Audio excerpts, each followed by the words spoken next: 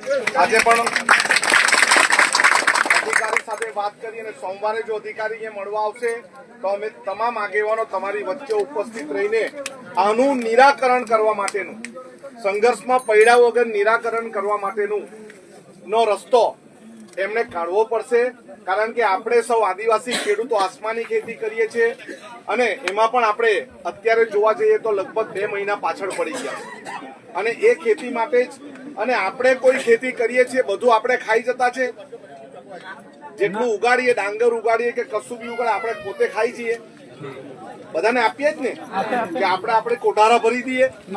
આપણે પણ લોકો માટે જ ખેતી કરીએ છીએ અને એના કારણે જ અમે બધા અહીંયા આવ્યા છે।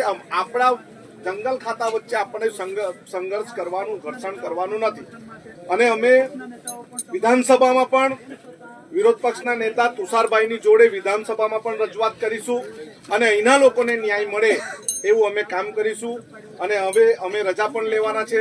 પરંતુ લીલાબેન અને આગેવાનો જ્યારે અમને બોલાવશે ત્યારે અમે તમારી વચ્ચે ઉપસ્થિત રહીશું। જય આદિવાસી।